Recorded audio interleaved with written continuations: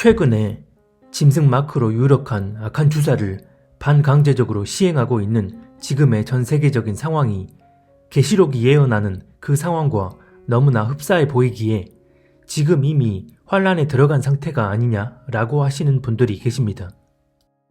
표면적으로 보여지는 부분만 놓고 보면 그렇게 생각되어질 수 있습니다.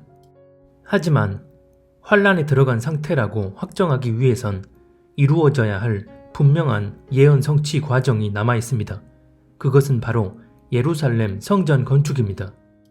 이건 다른 해석의 여지가 없이 분명하게 성취되어야 할 예언적 사건입니다. 이 일이 성취되어지는 상황과 맞물려 환란이 시작되는 것이기에 지금 환란에 들어간 상태라고 하기엔 다소 무리가 있습니다. 물론 성경엔 환란이 일어나는 시점에 제3성전이 세워질 거라는 직접적인 언급은 없습니다. 하지만 직접적인 언급이 없다고 해서 제3성전이 세워진다는 성경의 예언이 아예 없는 것이 아닙니다. 직접적인 언급은 없지만 환란 속에서 성전이 세워져 있음을 드러내는 말씀들이 곳곳에 있기 때문입니다. 먼저 다니엘서 9장은 이렇게 말씀합니다. 그가 장차 많은 사람으로 더불어 한 일의 동안의 언약을 굳게 정하겠고 그가 그 일의 절반에 제사와 예물을 금지할 것이며 또 잠포하여 미운 물건이 날개를 의지하여 설 것이며 또 이미 정한 종말까지 진노가 황폐케 하는 자에게 쏟아지리라 하였느니라. 다니엘서 9장 27절. 여기서 그 일의 절반에 제사와 예물을 금지한다고 하는데 제사와 예물은 성전에서 드려지는 것이 율법의 기본입니다. 지금 이스라엘에서는 제사를 드리기 위한 모든 준비를 다 맞춰놓은 상태에서 성전이 착공되기만을 기다리고 있다고 합니다. 그래서 환란 중간에 제사와 예물을 금지한다는 것은 성전에서 제사와 예물을 드리는 의식이 치러지고 있었음을 의미하고 이는 곧 성전이 세워져 있다는 것을 의미합니다. 마태복음 24장은 또 이렇게 말씀합니다. 너희가 선지자 다니엘의 말한 바 멸망에 가증한 것이 거룩한 곳에 선 것을 보거든 읽는 자는 깨달을진저. 마태복음 24장 15절. 이 말씀은 다니엘서 9장 27절과 상통하는 말씀으로 한 일의 중간에 언약을 파기하고 가증한 것을 성전에 세운다는 것입니다. 적그리스도가 이처럼 환란 중간에 성전에서 드려지는 제사와 예물을 금지하고 자신의 우상을 성전에 세울 것이라고 말씀하고 있습니다. 그래서 데살로니가 후서 2장 4절에도 보면 적그리스도가 나타나 자기 정체를 드러낼 때 성전에 앉아 자기를 하나님이라 내세운다고 말씀합니다. 여기서 말하는 성전 역시 상징적인 의미가 아니라 구체적인 공간을 의미하는데 환란 속에서 이미 제3성전이 건축되어 있음을 여러 구절들에서 시사하고 있는 것입니다. 다시 다니엘서 9장 27절을 보면 적그리스도가 한 일의 언약을 체결하고 그 일의 절반에 제사와 예물을 금지할 것이라고 했습니다. 이는 적그리스도가 맺는 언약이 예루살렘의 성전을 건축하는 일과 직접적인 연관이 있다는 것을 의미합니다. 다시 말해 적그리스도가 언약을 체결하는 시점을 전후로 예루살렘의 성전이 세워지고 언약의 중간에 성전에서 드려지는 제사와 예물을 금지한다는 의미로 볼 수 있습니다. 즉 환란에 들어가는 시점을 전후로 제3성전이 세워지게 됨을 암시하는 것입니다. 그런데 만약 지금이 환란에 들어간 상황이라면 성전을 짓는데 최소한 6개월 정도가 걸린다고 하는데 그렇다면 지금 예루살렘에선 성전을 착공하는 작업에 들어가야 하거나 그게 아니라도 성전 건축에 대한 구체적인 소식이 본격적으로 들려와야 합니다. 하지만 그렇지 않다는 것은 아직은 계시록에 예언된 그 환란에 들어간 때가 아니라는 의미로 봐야 합니다. 그러면 이렇게 오해하게 만드는 상황에 대해 더 자세히 살펴볼 필요가 있습니다. 짐승 마크로 유력한 악한 주사를 전 세계적으로 맞추려 하고 맞지 않으면 매매할 수 없게 되어지는 형국이 영락없이 환란 속 그 상황을 연상케 합니다. 하지만 우리가 오해하지 말아야 할 것은 환란 속에서 본격적으로 이루어질 일들은 환란에 들어가서 갑자기 진행되는 게 아니라 환란이 시작되기 전부터 서서히 그 서막이 열리는 것이고 그 일은 환란 속에서까지 계속 진행되어지는 것을 의미합니다. 이 부분에 대해 조금 더 얘기를 해보자면 지금의 악한 주사가 짐승 마크로 유력한 게 사실입니다. 지금의 악한 주사가 짐승 마크가 될 수 있다는 말은 나중에 환란 속에서 짐승 마크로 확인되어진다는 것을 의미합니다. 그러면 왜 환란이 시작되기 전부터 짐승 마크로 유력한 물질을 반강제적으로 주입하는 일이 시작되어졌는지를 한번 생각해 보시기 바랍니다. 요한계시록에 보면 짐승 마크를 받은 사람들은 지옥에 떨어진다고 말씀합니다. 구원받을 수 없다는 것입니다. 그들이 구원받을 수 없는 이유는 그들의 내면이 하나님이 주신 자유의지를 상실해버리고 짐승에 의해 내면이 완전히 지배당해 짐승을 경배하게 되는 등 회개할 수 없는 상태에 이르기 때문입니다. 그래서 지금의 악한 주사가 짐승 마크로 유력하다는 것은 계시록에서 말씀하는 짐승 마크가 우리가 생각하는 것처럼 한 번만 받고 끝나는 것이 아니라 사람의 내면을 완전 통제 가능한 상태로 만들기 위해 계속해서 우리 몸에 주입시키는 것이고 그 일은 환란 속에서까지 계속 진행되어지는 것을 의미합니다. 그렇기 때문에 짐승 마크로 유력한 악한 주사를 지금부터 거듭해서 맞게 되면 결국 우리 내면이 짐승에게 지배당해 회개할 수 없는 상태가 되버림으로써 구원받을 수 없게 되는 것입니다. 지금 여러 국가들에서 시행하고 있는 주사 여권, 주사 패스의 유효기간이 6개월 정도인 것을 보면 일정 기간마다 반복적으로 주입하지 않으면 안 된다는 것을 그대로 보여줍니다. 애초부터 저들은 전 지구적인 인류 통제 계획을 실행할 때 악한 주사의 반복적인 주입으로 인류를 통제하려는 계획이었던 것이고 이는 곧 저들이 지금 도달해 있는 기술력의 정점은 바로 한 번의 주입만으로 끝나는 것이 아니라 반복적인 주입을 해야만 사람의 내면을 완전 통제 가능한 상태로 만들 수 있는 기술력이라는 것을 의미합니다. 그게 아니었다면 악한 주사를 어떻게 하면 모든 인류에게 깔끔하게 한 번씩 맞추게 하고 끝낼지에 대한 계획을 세워놓고 그에 맞는 전략을 시행하려고 하지. 델타 변종, 돌파 전염 어쩌고 하면서 한 번으론 어림없다는 것을 주류 언론을 통해 계속 노출시키면서 반복적으로 주입하기 위한 전략을 밀어붙이지 않았을 것입니다. 그래서 짐승의 마크는 많은 사람들이 예상하는 것과 다르게 한 번 받는 것으로 끝나는 게 아니고 무엇보다 환란 속에서 갑자기 진행되어지는 일이 아님을 분명하게 인식해야 합니다.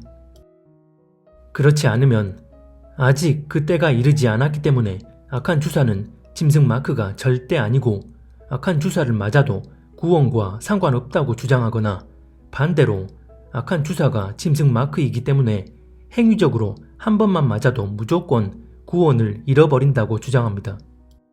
서로 상반된 주장 같지만 하나님의 섭리에 대한 이해가 전혀 없이 실상은 행위적 관점으로 구원의 여부를 자기가 판단해버리는 것입니다. 전자의 경우에 대해선 이전 영상에서 자세히 얘기한 바 있기 때문에 오늘은 후자의 경우에 대해 말씀을 드리고자 합니다. 앞에서 얘기한 것처럼 성경은 짐승 마크를 받으면 구원받을 수 없는 이유를 분명하게 암시하고 있습니다. 짐승 마크를 받으면 자유의지를 상실하고 짐승에 의해 통제당하는 상태, 즉 회개할 수 없는 상태가 되기 때문입니다. 어떤 분들은 지금의 악한 주사를 한 번만 맞아도 무조건 그런 상태가 돼버린다고 주장합니다. 만약 한 번만 맞아도 구원을 잃어버린다는 주장이 정말 진리에 합당한 주장이 되려면 한 번만 맞아도 자유의지가 상실되는 상태에 이른다는 사실이 명확하게 입증되어야 하고 단 한 사람도 예외 없이 다 그런 상태가 되어진다는 것을 확증할 수 있어야 합니다. 하지만 이 일을 도모하는 악한 세력들이 한 번만 맞추게 하는 것으로 끝내지 않고 반복적으로 주입시키려 하는 것을 보면 반복적인 주입에 의한 인체의 변형이 우리 내면의 치명적인 변질로 이어지게 됨을 반증해 주고 있습니다. 로마서 6장 23절에 보면 죄의 삭은 사망이라고 말씀합니다. 죄를 지으면 사망에 이르게 된다는 분명한 인과관계를 의미하는 말씀입니다. 하지만 이 말씀을 표면적으로만 받아들이고서 죄된 행위 자체를 한 번만 해도 무조건 사망에 이르게 된다 여기며 누군가가 죄를 지었을 때 그 사람에게 넌 지옥 확정이라고 말할 수 없습니다. 설사 지금 전 인류 가운데 99.9%가 죄된 행위로 인해 그 마지막이 실제 그러하다 해도 그들 가운데 죄를 돌이키고 하나님 앞에 돌아올 사람이 단 한 사람이라도 있다면 죄된 행위를 한 번만 해도 무조건 구원을 잃어버리는 것처럼 확정지어 말할 수 없다는 것입니다. 하물며 악한 주사를 한 번만 맞아도 단 한 사람도 예외 없이 모든 사람들의 내면의 상태가 변질되어지는지 확정할 수 없고 오히려 그렇지 않을 가능성이 더 높은데 성경적으로도 들어맞지 않는 주장을 진리인 것처럼 단정지어 주장하는 것은 매우 잘못된 방향입니다. 최근에 올린 악한 주사 관련 커뮤니티 글에 어떤 분이 본인은 1차를 맞았지만 2차는 거부하려고 한다 라는 댓글을 남겼습니다. 그런데 거기에 어떤 분이 답글을 남겼는데 그분이 하는 말이 1차엔 위험물질이 들어가지 않았으니 기회가 있을 수 있다고 말하고 싶지만 그건 제 인간적인 마음이고 님은 이미 회개할 수 있는 기회를 잃어버리셨습니다. 이 댓글을 보고서 시겁한 마음에 캡처하지도 않고 바로 차단해 버렸기 때문에 정확한 워딩은 기억나지 않지만 이런 식의 내용이었습니다. 이 답글을 보고 너무나 답답한 마음이 들었습니다. 본인은 자기 인간적인 생각을 거두고 하나님 뜻대로 생각하고 말하는 거라 여기지만 하나님이 역사하시는 섭리에 대한 이해를 전혀 못하고 계셨습니다. 진리에 합당한 주장이 오히려 극단적인 주장으로 보여진다면 그 이유는 진리에서 완전히 멀어져 버린 세상 기준에서 오히려 진리를 외치는 이들이 극단적으로 보이기 때문입니다. 하지만 세상 기준에서도 그렇게 보여지지만 성경적으로도 이미 한쪽으로 기울어진 잘못된 상태임에도 단지 세상 기준에서 나를 그렇게 극단적으로 바라보니까 그거 하나에만 포커스를 맞추고서 자신이 마치 세상 기준과 사람의 생각을 철저히 거스르고 하나님 뜻대로만 나아가고 있다고 여긴다면 문제는 아주 심각해집니다. 저는 개인적으로 1차는 맞았지만 2차는 거부하겠다는 그 댓글을 다신 분이 정말 2차는 거부하게 될지 잘 모릅니다. 어쩌면 1차를 허용한 상태에서 그 틈을 비집고 맞는 걸 합리화함으로써 2차, 3차 계속 허용하게 될지도 모릅니다. 하지만 반대로 1차는 맞았지만 그 이후로는 목숨을 걸고 맞지 않을 수도 있습니다.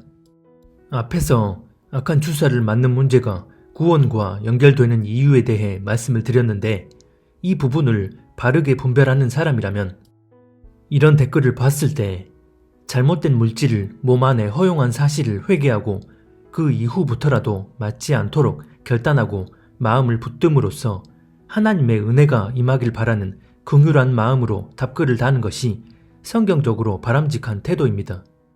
하지만 본인 스스로가 인간적인 마음을 거두고 하나님 뜻대로 분별한다 여기고 당신은 이제 기회를 잃어버렸다는 댓글을 달고서 그걸 바람직한 태도로 여긴다는 것은 하나님께서 어떻게 심판을 행하시는 기간 속에서도 사람들을 구원하기 위한 디테일한 섭리로 역사하시는지를 헤아릴 생각조차 하지 않고 그저 자기가 하나님 자리에 앉아 자기 종교적 기준으로 구원 여부를 판단해버리는 것입니다.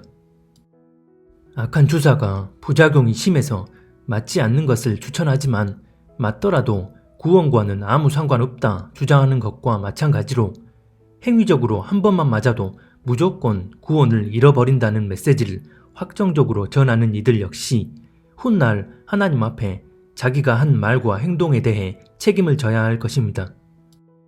몇 달 전에 아무것도 모른 채 1차를 맞고서 악한 주사의 실체를 뒤늦게 알게 된 어느 부부가 그 이후 결단하고 2차를 거부한 후 주님 감사합니다 라는 고백을 하자 말로 표현할 수 없는 눈물이 나왔다는 댓글 간증을 소개해드린 적이 있습니다.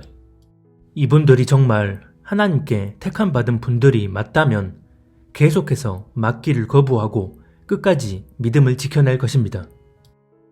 이건 개인적인 생각이지만 이미 1차를 맞은 분들 대다수가 2차, 3차 계속해서 자기 몸을 내어주면서 결국은 짐승에게 통제당하는 상태로 갈 거라고 봅니다. 하지만 그 가운데 단 한 사람이라도 그제라도 실체를 깨닫고 주님 앞에 돌이켜 마음을 붙들고 믿음으로 결단한다면 믿음으로 인내할 수 있도록 무엇보다 몸 안에 들어간 악한 물질이 몸을 상하게 하거나 내면의 변질로 이어지지 않도록 주님께서 은혜로 역사해 주실 것입니다.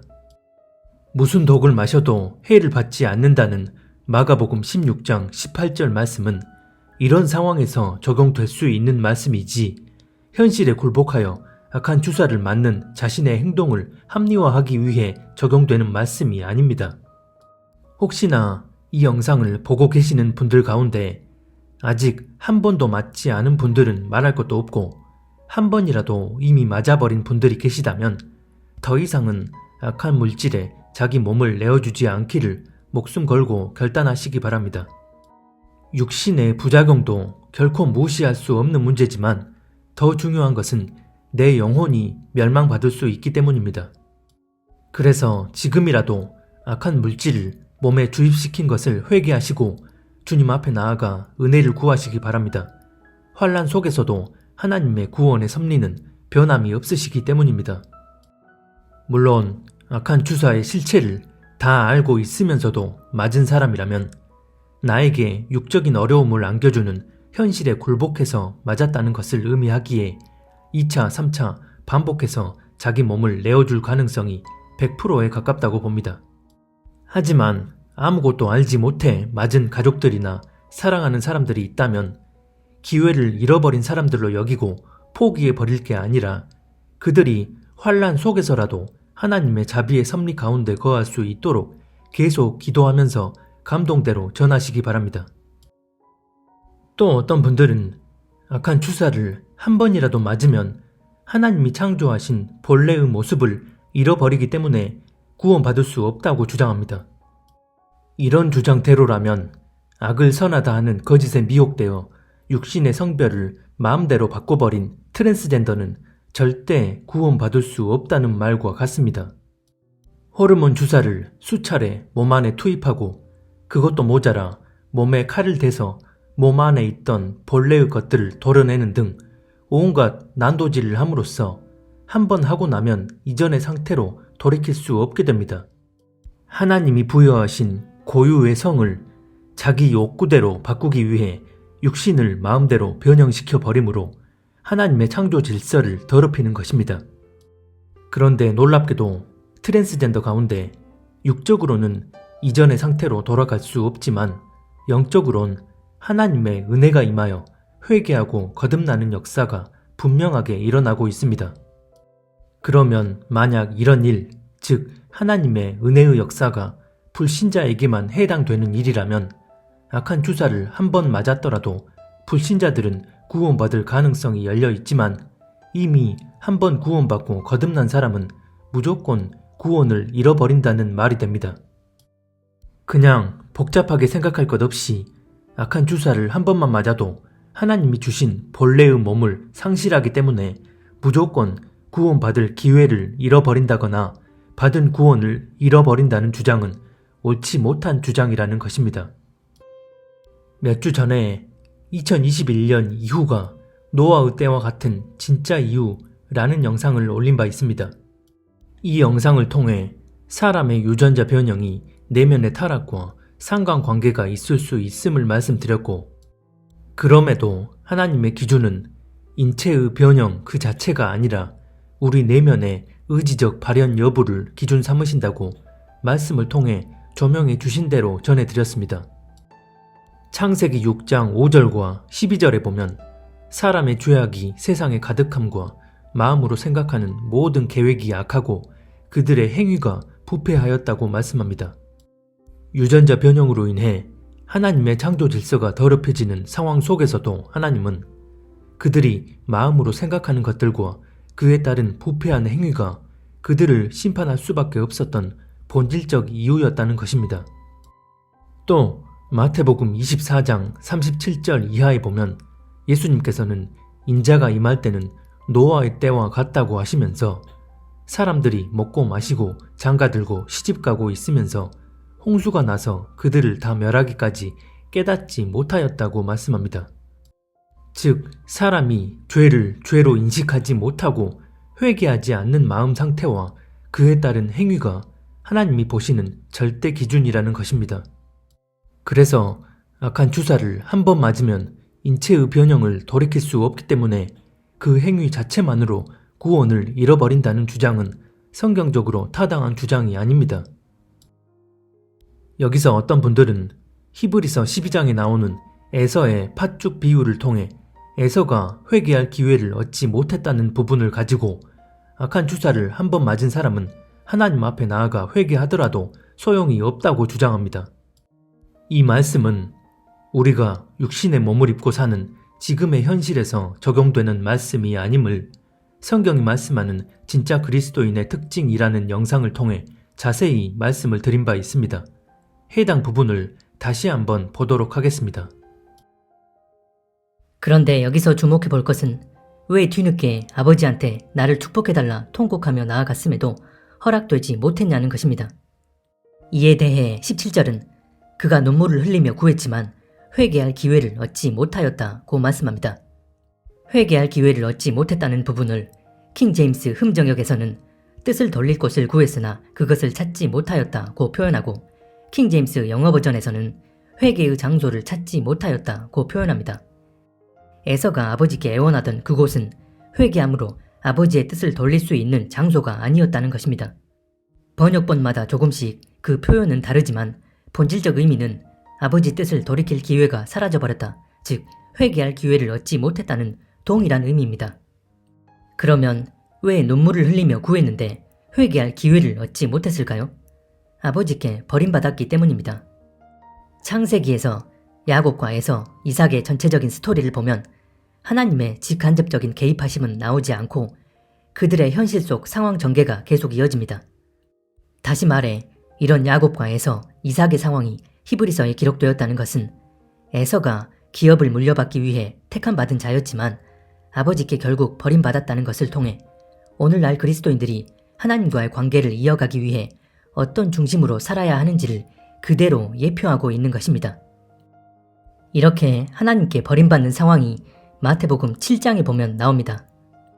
마태복음 7장 22절 이하에 보면 많은 그리스도인들이 주님 앞에 섰을 때 자신들은 한번 거듭나 구원받았고 상급받기를 기대하며 자신들이 이런저런 의로운 일도 많이 행했다고 주님께 호소하지만 회개할 기회를 얻지 못한 채 결국 버림받고 지옥으로 떨어지게 됩니다.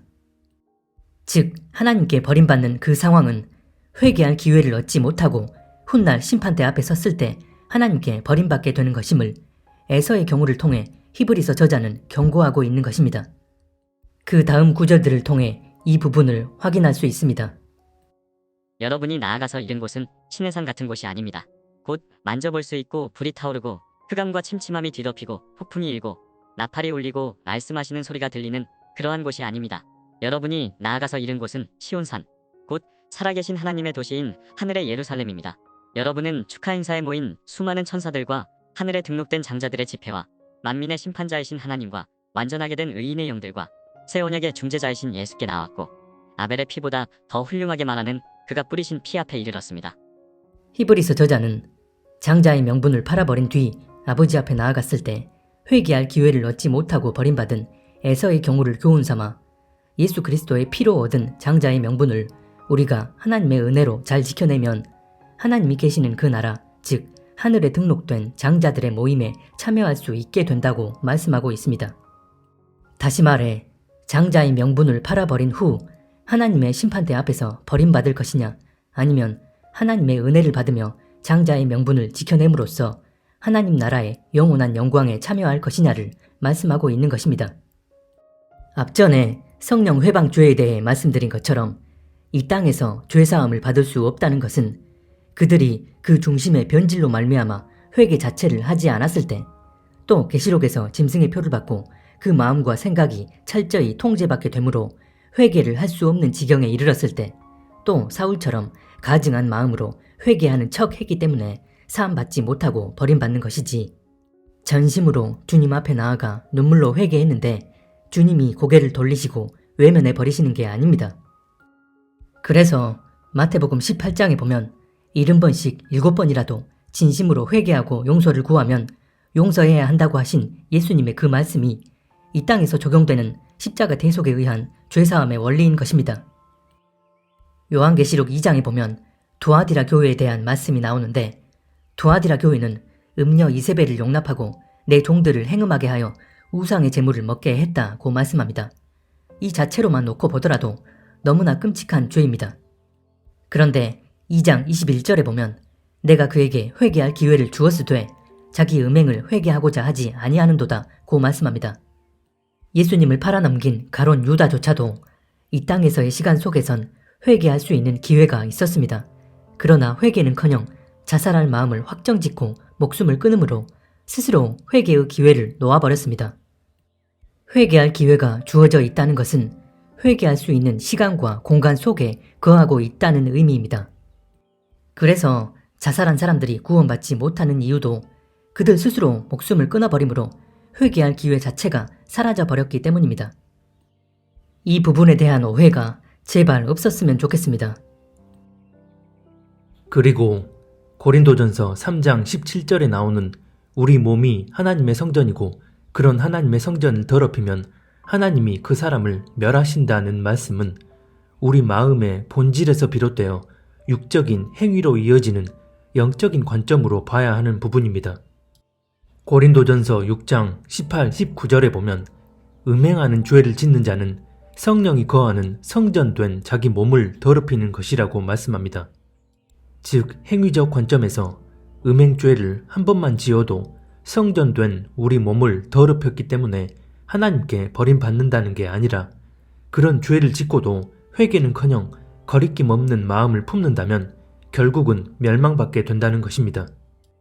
음행죄를 지었음을 깨닫고 하나님 앞에 통에 자복하며 나아갔는데 죄를 한번 지어버렸기 때문에 하나님이 고개를 돌려버리고 그 사람을 버린다는 의미가 아니라는 것입니다. 또 어떤 분들은 요한 1서 5장 16절에서 사망에 이르는 죄를 지었다면 그런 사람을 위해선 강구하지 말라고 하셨는데, 지금 악한 주사를 한 번이라도 맞은 사람들이 그런 죄를 지은 사람들이기에 구원받을 수 없다고 주장합니다. 제발 성경을 자기 입맛대로 해석하고 적용하지 않으셨으면 합니다. 예수 그리스도의 십자가 대속 이후 사함 받을 수 없는 죄에 대해선 성경에 분명하게 언급되어 있습니다. 그것은 바로 성령 회방죄입니다. 성령 회방죄를 지으면 결코 용서받을 수 없다고 성경은 분명하게 말씀합니다. 이 죄를 지으면 사함 받을 수 없는 이유는 내면의 변질에 의해 돌이킬 수 없는 상태가 돼버리기 때문입니다. 사무엘상 2장에 보면 엘리 제사장이 타락한 자기 아들들에게 이런 얘기를 합니다. 사람끼리 죄를 지으면 하나님이 중재하여 주시겠지만 사람이 쉽게 죄를 지으면 누가 변호해 주겠느냐. 아버지가 이렇게 꾸짖어도 그들은 아버지의 말을 듣지 않았다. 주께서 이미 그들을 죽이려고 하셨기 때문이다. 사무엘상 2장 25절. 사람 사이에서 짓는 죄와 다르게 하나님께 짓는 죄는 사함받기 어렵다는 것인데, 이는 성령 회방죄를 의미합니다. 그래서 그들이 자기 아버지의 말을 듣고도 회개할 생각을 하지 않는 이유는 그들의 불의한 중심을 다 아시는 주께서 이미 그들을 죽이기로 확정하셨기 때문에 하나님의 은혜가 임하지 않아서입니다. 즉, 구원받지 못하거나 구원을 잃어버린다면 그 이유는 어떤 특정 행위로 인해서가 아니라 내면의 변질 때문이라는 것입니다. 그래서 하나님은 이런 불의한 상태가 돼버린 이들을 위해선 기도하지 말라는 말씀을 하기도 하십니다.